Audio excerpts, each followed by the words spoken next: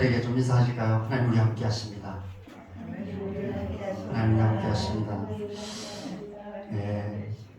오늘은 아내라는 제목으로 요한복음 15장 4절에서 5절 말씀을 읽을 텐데요. 우리 요한복음 15장을 좀 펴놓으시면 좋겠습니다. 나중에 우리가 요한복음 15장을 뒷부분도 좀 우리가 살펴봐야 돼서 요한복음 15장을 펴놓으시고 15장 4절과 5절 말씀을 시간 우리 함께 한 목소리로 읽겠습니다. 요한복음 15장 4절 5절 말씀 함께 읽겠습니다. 시작. 내 안에 거하라. 나도 너희 안에 거하리라. 가지가 포도나무에 붙어있지 아니하면 스스로 열매를 맺을 수 없음 같이 너희도 내 안에 있지 아니하면 그러하리라. 나는 포도나무요 너희는 가지라. 그가 내 안에 내가 그 안에 거하면 사람이 열매를 많이 맺나니 나를 떠나서는 너희가 아무것도 할 수 없음이라. 아멘. 오늘은 이제 아내라는 제목으로 말씀을 전하려고 합니다. 이 아내인이라는 전치사는 우리 기독교 신앙에 있어서 가장 중요한 단어 중에 하나입니다. 헬라어로 N인데 신약 성경에 약 한 2,400회 이상 사용되고 있는 단어입니다. 시간적인 의미가 있고 공간적인 의미가 있죠. 어떤 시간을 얘기할 때도 아내라고 씁니다. 그죠? 며칠 안에, 몇 시간 안에, 몇 분 안에 그렇게 쓰고요. 또 우리가 공간을 얘기할 때도 어디 안에, 교회 안에, 집 안에 이렇게 할 때 아내라는 단어를 씁니다. 왜 이 단어가 중요할까요? 신앙은 안으로 들어가서 안에 거하는 것이기 때문에 그렇습니다. 밖에서 헤매는 것이 아니라 밖에 나가 내 마음대로 살아가는 것이 아니라 안으로 들어와서 안에 거하는 것, 그것이 신앙입니다.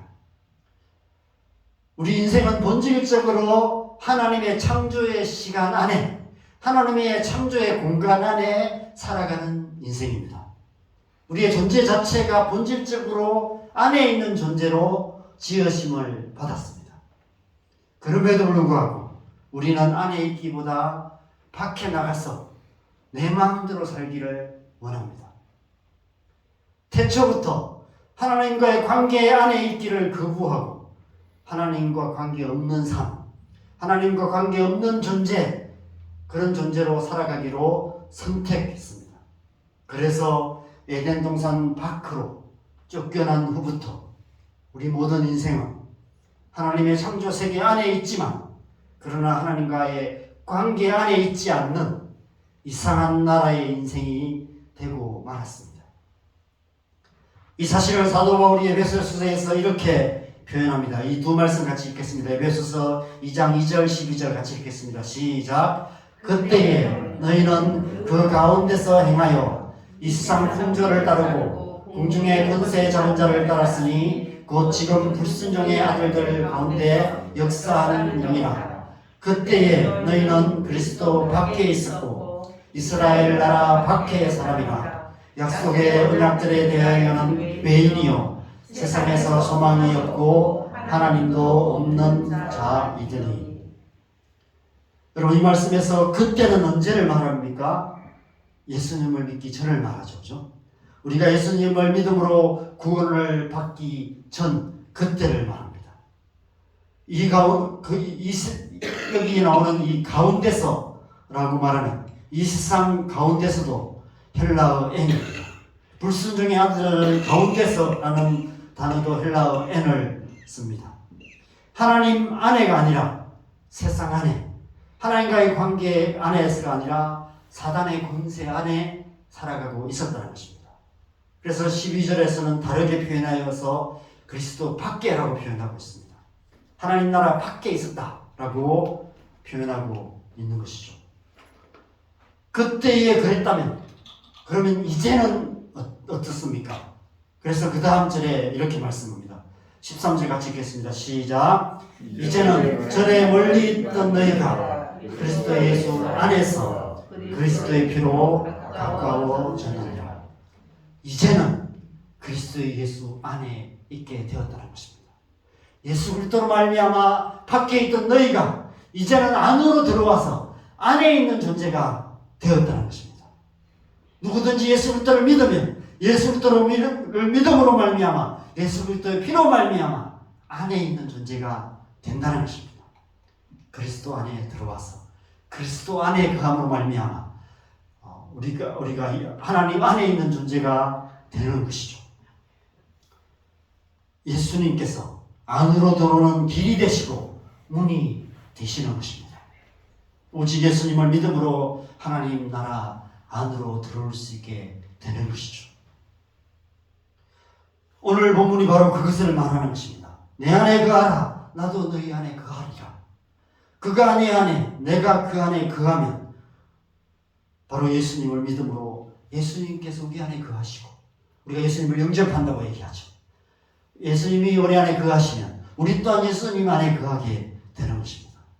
예수님께서 우리 안에 거하시고 우리가 예수님 안에 거함으로 말미암아 우리가 하나님 안에 있는 존재가 되는 것입니다. 그림으로 표현하면 이렇게 표현할 수 있습니다. 삼위일체 하나님 안에 성부, 성자, 성령 안에 거하는 그런 존재가 되는 것입니다. 바로 그 안이 바로 에덴 동산이죠.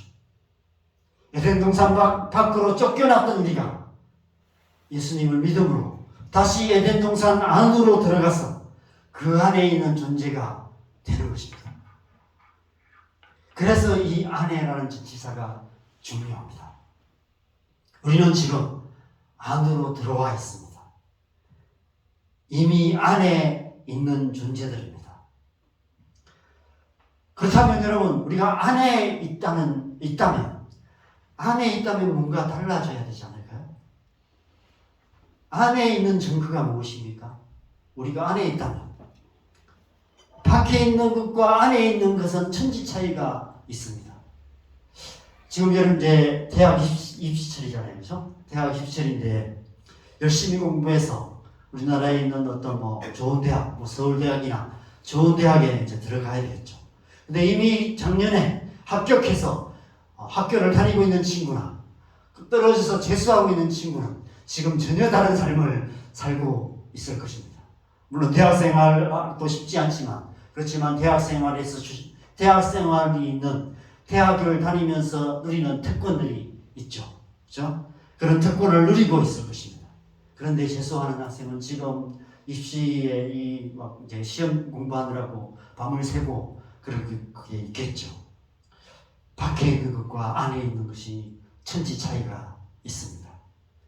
예수 그리스도를 믿음으로 예수 그리스도 안에 들어와 있는 우리와 밖에 있는 사람들의 삶은 천지 차이가 있습니다.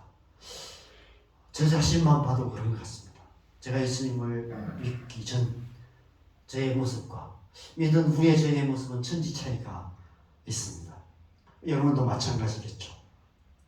예수 그리스도를 믿음으로 안에 들어와 있는 자에게는 하나님께서 주신 어떤 은혜, 특권이 있습니다. 그 특권은 오직 안에 있는 자만 누릴 수 있습니다. 대학교 안에 있는 대학생들은 그 학교 학생만이 누릴 수 있는 특권들이 있죠, 그죠? 도서관을 이용하거나 어떤 매점을 이용하거나 여러 가지 어떤 특권들이 있습니다. 물론 밖에 있는 사람도 갈 수 있지만 한계가 있죠.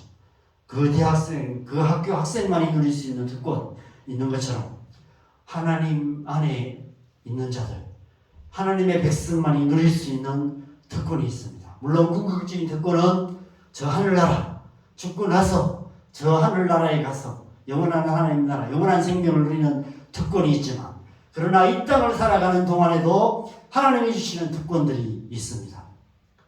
그것이 무엇인지 우리가 오늘 함께 나누려고 합니다. 그 특권은 밖에 있는 사람들은 알 수가 없습니다. 이해할 수도 없습니다. 오직 안에 들어와 있어야만 알 수 있습니다. 교회 다닌다고 해서 그 특권을 누리게 있는 게 아니에요. 우리가 그 안에 들어가야만 누릴 수 있습니다. 그래서 우리가 주로 축복할 때 이런 찬양을 합니다. 사랑을 너에게 주노라. 세상이 줄 수 없는, 세상이 알 수도 없는 사랑. 평안을 너에게 주노라. 기쁨을 너에게 주노라. 소망을 너에게 주노라. 이런 찬양을 합니다.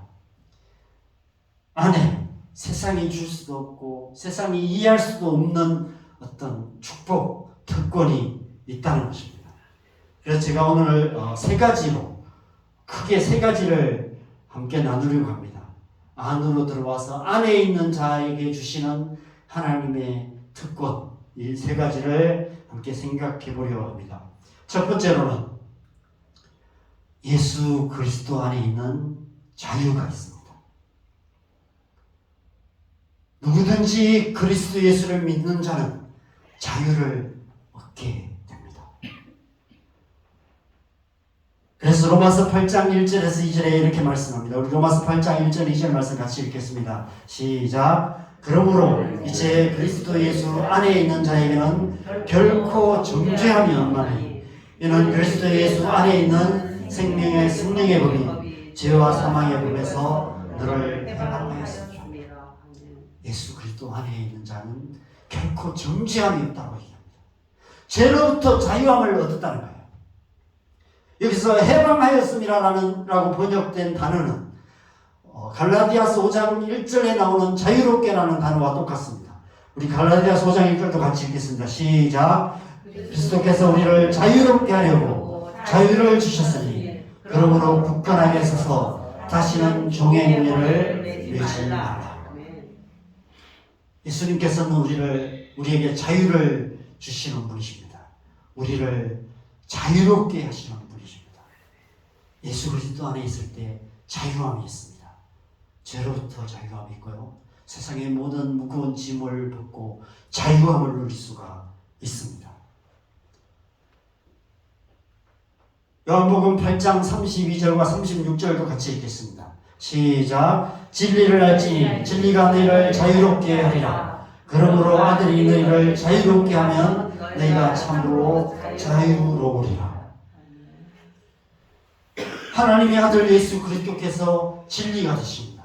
하나님의 진리신 예수 그리스도께서 우리를 자유롭게 하신다고 말씀하고 있습니다. 말씀 안에 자유가 있습니다. 그런데 여러분, 우리가 말씀 안에 거하는 것만큼 오해하는 말씀이 없습니다. 그럼 말씀 안에 거한다는 것은 우리가 그렇게 생각합니다. 말씀을 많이 읽고 말씀 묵상 열심히 하고 설교 잘 듣고 성경 암송하고 성경 쓰기 열심히 하고 성경 공부 열심히 해서 하나님 말씀 잘 지켜 행하는 것, 그것이 말씀 안에 있는 것이라고 생각합니다. 물론 그것도 있죠. 틀린 말은 아닙니다. 우리가 하나님의 말씀을 열심히 듣고 읽고 묵상하고 지켜 행하는 것 중요합니다. 그런데 순서가 틀렸습니다. 그보다 더 중요한 것이 있는데 하나님의 말씀의 능력이 우리를 붙드시는 것입니다. 먼저 하나님의 말씀이 우리를 붙들어 주셔야만이 그렇게 할 수가 있는 거예요. 여러분, 위대한 삶을 살았던 모든 사람들이 다 그랬습니다. 방탕한 삶을 살다가 어느 날 한 구절 말씀이 갑자기 마음에 와닿기 시작했고 그 한 구절 말씀에 붙들려서 삶이 완전히 바뀌어서 그 말씀이 붙드시는 바람에 그 말씀의 능력이 그 심령을 붙들어 이끌어 가시니까 그 말씀을 사모하게 되고 말씀 앞에 나가게 되고 말씀을 알게 되고 그 말씀 때문에 하나님을 섬기는 삶을 살았던 위대한 사람들의 이야기가 교회 역사 속에 수없이 있습니다. 먼저 하나님의 말씀이 우리를 붙드시는 것, 먼저 하나님의 말씀이 우리에게 임하여서 그 말씀 때문에 우리의 영혼이 심령이 자유케 되는 것, 제 삶을 결정적으로 변화시켜 주셨던 말씀은 그 공평하신 하나님을 찬양했던 송명희 시인의 그 찬양 속에 있었던 그 고백이었습니다. 하나님은 공평하신 분이시다. 이해는 안 됐어요. 이건 머리로 이해되는 게 아니에요. 그 하나님이 공평하신 분이시라는 그 말씀이, 그 사실이, 그 진리가 제 심령에 꽂히기 시작했어요. 그 하나님의 진리가 제 마음을 붙드니까 머리로 이해되지 않던 하나님의 공평하심이 이해되기 시작했어요. 그 말씀 때문에 제 삶이 바뀌기 시작했습니다. 말씀의 능력인 것이죠. 말씀이 우리를 붙드셔야 됩니다. 말씀의 능력이 우리를 붙들면 우리는 자유함을 얻습니다. 그런데 우리의 노력으로 우리의 열심을 통해서 우리가 하나님의 말씀을 붙들려고 애쓰면 애쓸수록 우리는 자유를 잃어버리게 돼요.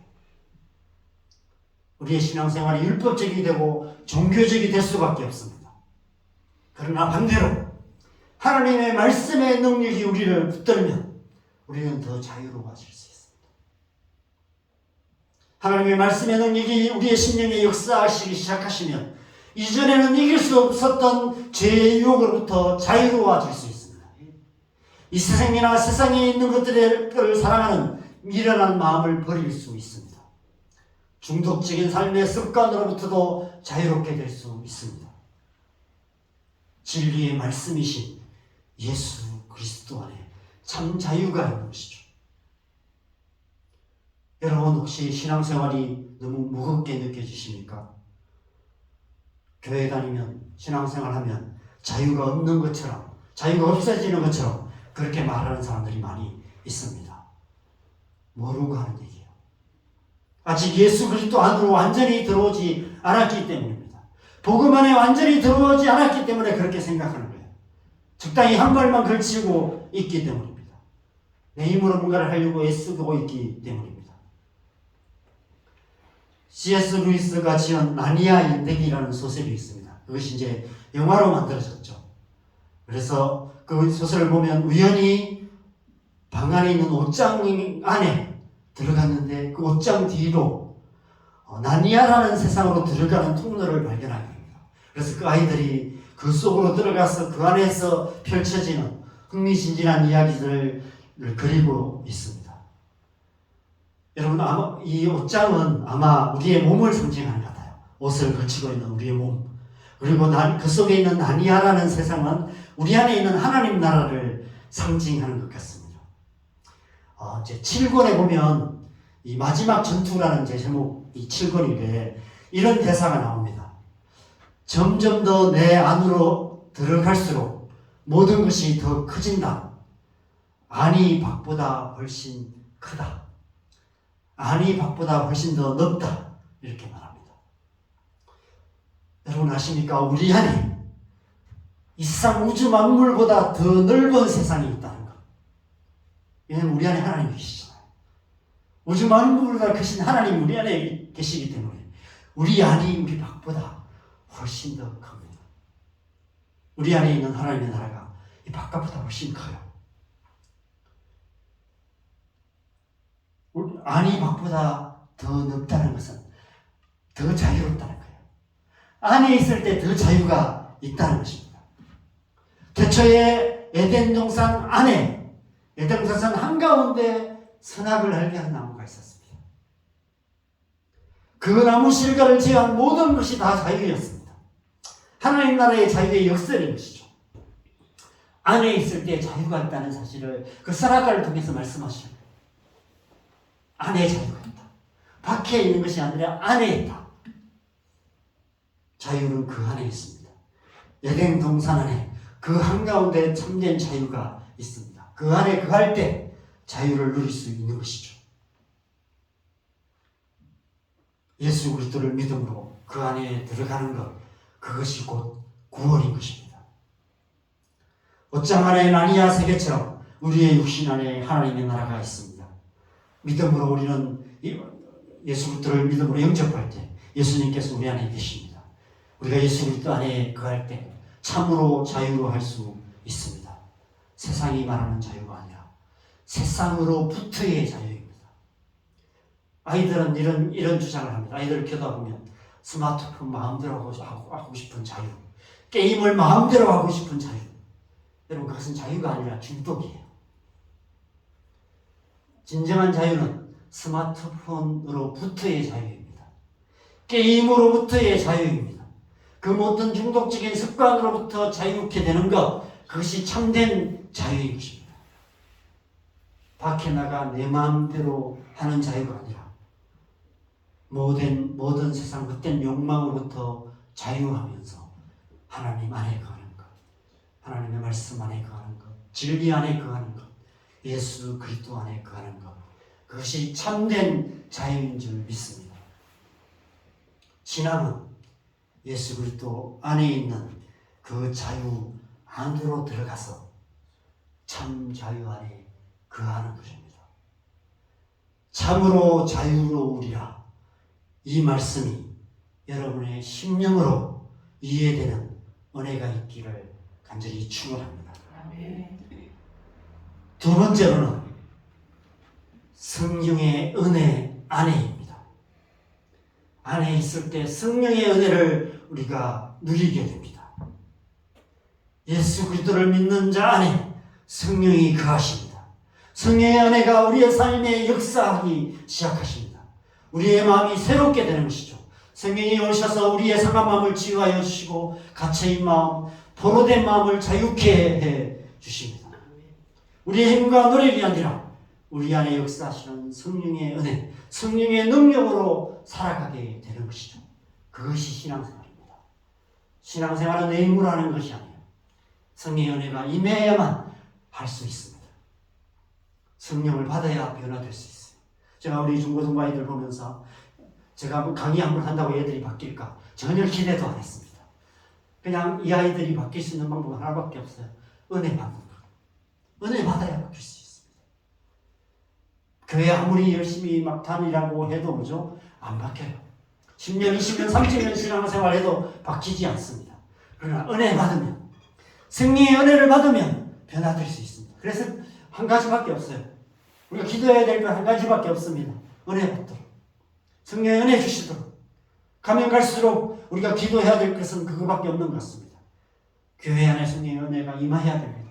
우리 안에 성령의 은혜가 임해야 됩니다.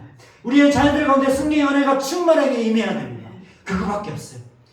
우리 권사님들 옛날에 그랬잖아요. 그렇죠?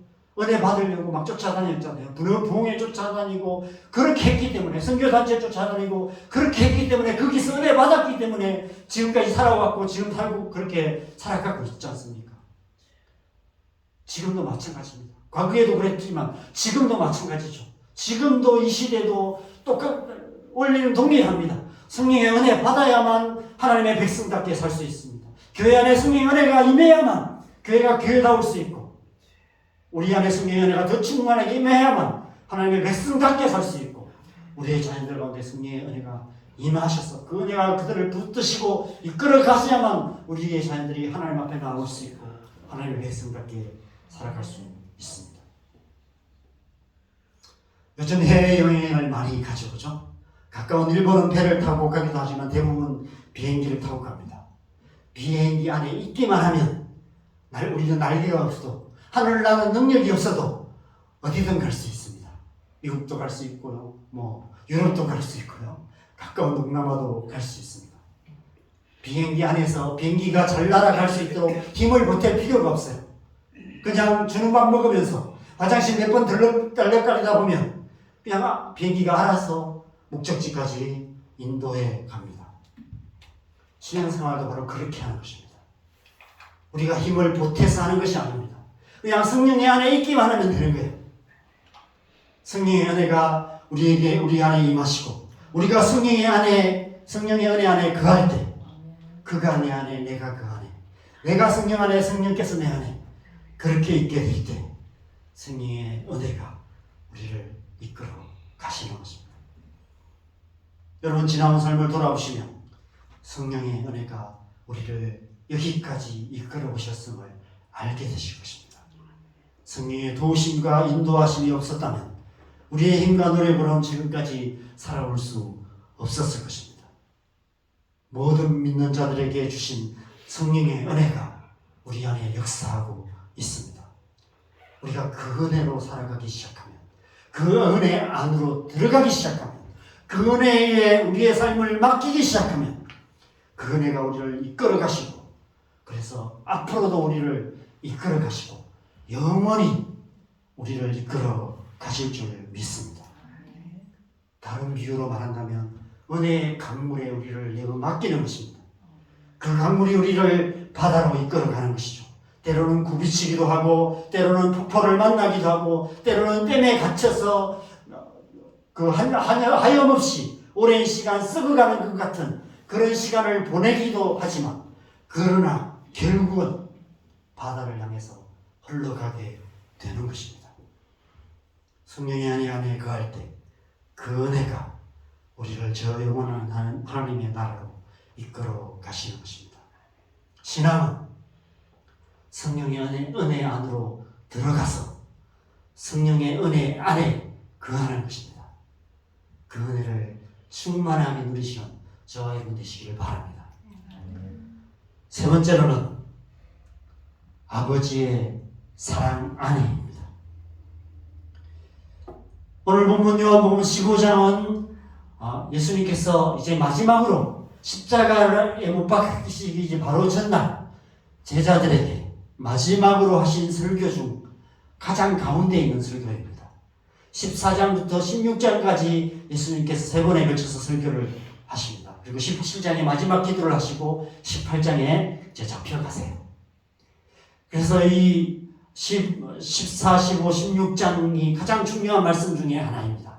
그 중에서 가장 한가운데 있는 말씀이라면 가장 중요한 말씀이라고 우리가 생각해 볼 수 있습니다. 가장 중요한 내용, 예수님의 가르침 중에 가장 중요한 내용이 이 말씀 속에 들어있습니다. 이 말씀을 통해서 아버지의 사랑 안에 거하는 것이 무엇인지를 우리가 알 수 있습니다. 그래서 우리가 이 본문 이후의 말씀을 쭉 따라가 봐야 합니다. 우리 4절 말씀을 볼까요? 우리 4절 말씀, 우리 이제 성경을 한번 찾아보십시오. 성경을 4절 말씀 함께 읽겠습니다. 내 안에 거하라, 나도 너희 안에 거하리라. 가지가 포도나무에 붙어 있지 아니하면 스스로 열매를 맺을 수 없음 같이 너희도 내 안에 있지 아니하면 그러하리라. 여기 이제 내 안에 거하라 라고 말씀하십니다. 그런데 이제 이 내 안에 거하라는 것이 어떤 의미인지를 7절에서는 또 다르게 말씀하세요. 우리 7절 말씀 같이 읽겠습니다. 시작. 너희가 내 안에 거하고 내 말이 너희 안에 거하면 무엇인지 원하는 대로 거하라. 그리하면 이루리라. 여기서 내 안에를 이제 내 말이 너희 안에 거하는 것이라고 말하고 있습니다. 예수님이 우리 안에 거하신다는 것은 예수님의 말씀이 우리 안에 거하시는 것이다. 이렇게 말씀하고 계세요. 주님의 말씀이 우리 안에 거하시면, 그 말씀이 우리 안에 역사하시면 무엇이든지 원하는 대로 구하라. 그러면 이루어지게 될 것이다. 라고 말씀하십니다. 그리고 이제 9절에 가면 또 다른 계속해서 이제 이 말씀이 더 이렇게 확대되어 전개됩니다. 9절 말씀 같이 읽을까요? 시작. 아버지께서 나를 사랑하신 것 같이 나도 너희를 사랑하였으니 나의 사랑 안에 거하라. 예수님 안에 거한다는 것은 곧 나의 사랑 안에 거하는 것이다 라고 말씀하고 있습니다. 우리가 주님 안에 거하는 것, 예수님 안에 거하는 것, 말씀 안에 거하는 것이 바로 하나님의 사랑 안에 거하는 것이다 라고 말씀하고 있습니다. 10절 말씀을 보겠습니다. 10절 말씀 같이 읽겠습니다. 시작. 내가 아버지의 계명을 지켜 그의 사랑 안에 거하는 것 같이 너희도 내 계명을 지키면 내 사랑 안에 거하리라. 어떻게 주의 사랑 안에, 하나님의 사랑 안에 거할 수 있는가? 하나님의 계명을 지키면 하나님의 사랑 안에 거하게 된다라고 말씀합니다. 그렇다면 이제 마지막 질문을 해볼 수 있겠죠. 그렇다면 주님의 계명, 아버지의 계명이 무엇인가? 아버지의 계명을 지키면 아버지의 사랑 안에 거하게 되는데 아버지의 계명이 무엇인가라는 질문에 12절에 이렇게 말씀합니다. 12절 같이 읽겠습니다. 시작. 내 계명은 곧 내가 너희를 사랑한 것 같이 너희도 서로 사랑하라 하는 이것이니라. 말씀을 정리해 볼까요? 앞에 제가 정리해 놓았습니다. 내 안에 거하는 것, 내 안에 거하는 것은 곧 내 말이 너희 안에 거하는 것이다. 나의 사랑 안에 거하는 것이다. 나의 계명을 지킴으로 내 사랑 안에 거하게 될 것이다. 내 계명은 너희가 서로 사랑하는 것이다. 내가 너희를 사랑한 것처럼 너희도 서로 사랑하는 것이다. 그것이 바로 예수님의 말씀의 가장 중요한 핵심인 것입니다. 예수님께서 이 마지막 말씀을 통해서 제자들에게 신신당부하시는 것은 그거예요. 12명 제자들을 모아놓고 너희가 서로 사랑하는 것, 그것을 통해서 하나님의 나라가 이루어진다는 것이죠. 제자들에게 신신당부를 하십니다. 너희가 서로 사랑하라. 이게 예수님의 마지막 유언이었어요. 여러분, 성경은 하나님을 아버지라고 부릅니다. 왜 우리가 하나님을 아버지라고 부를까요? 우리의 존재의 시작이 되시기 때문에 아버지라고 부르기도 하지만 아버지라는 의미에는 아버지는 한 가정의 가장입니다. 모든 자녀들의 아버지인 것이죠. 하나님이 우리의 아버지라는 것은 이 세상 모든 영혼들의 아버지라는 것입니다. 반대로 말하면 이스라엘 모든 영혼들이, 이스라엘 모든 사람들이 한 아버지의 자녀들이라는 것입니다. 그래서 사도행전 17장 26절에 사도 바울이 이렇게 말합니다. 같이 읽겠습니다. 시작. 인류의 모든 족속을 한 혈통으로 만드사 온 땅에 살게 하시고 그들의 연대를 정하시며 그 주의 경계를 한정하셨어요. 바로 여기 연대와 경계, 시간과 공간을 얘기해요.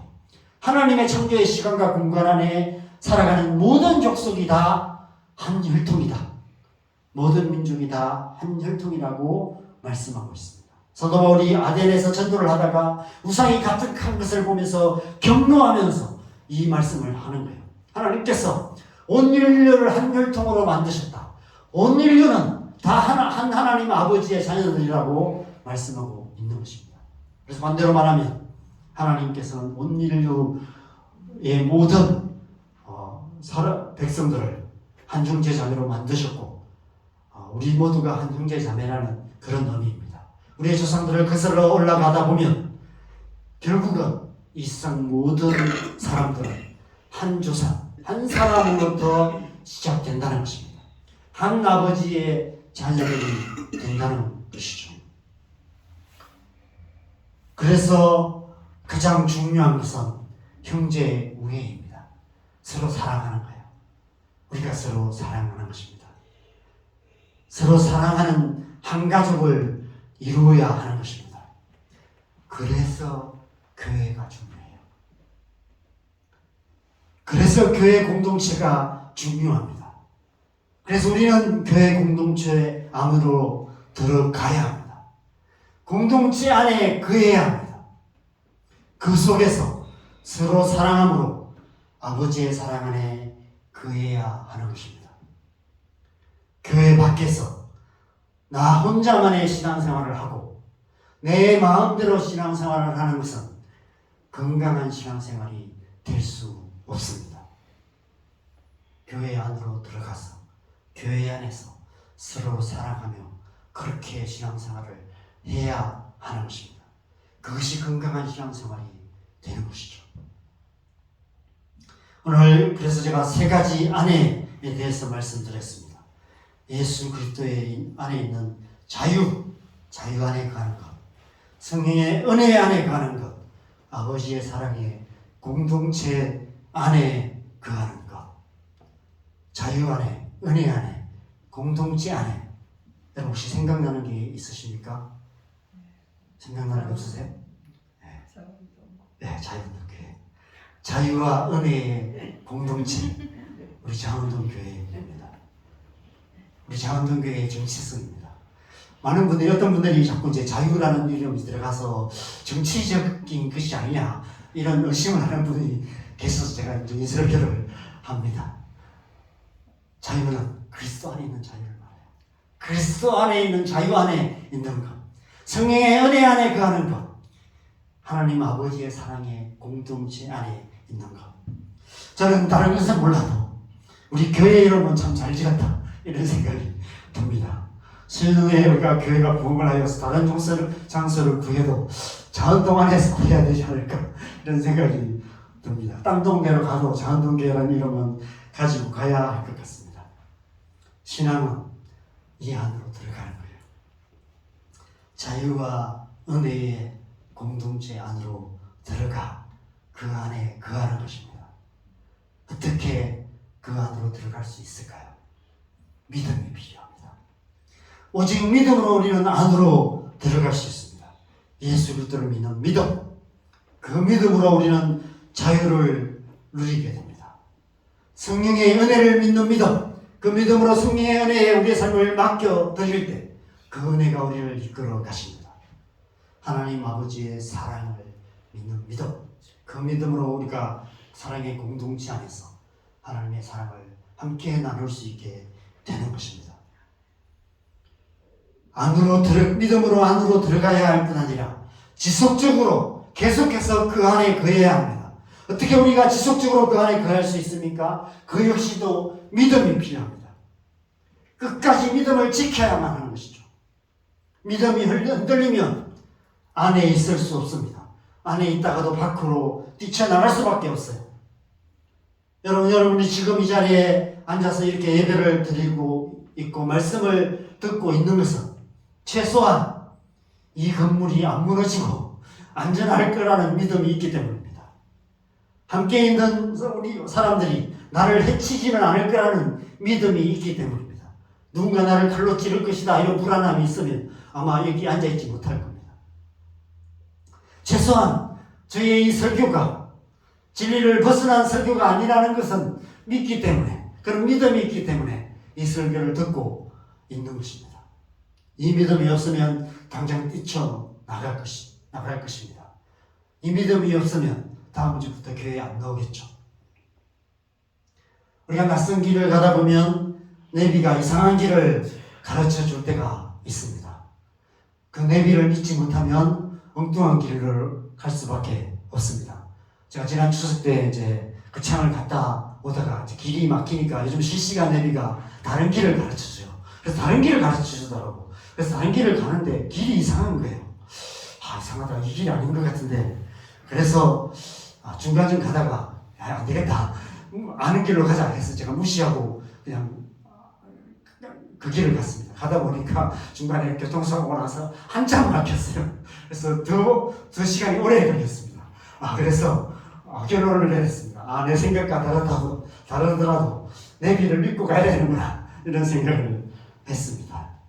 여러분, 믿음이 필요합니다. 일단 믿어야 하고요.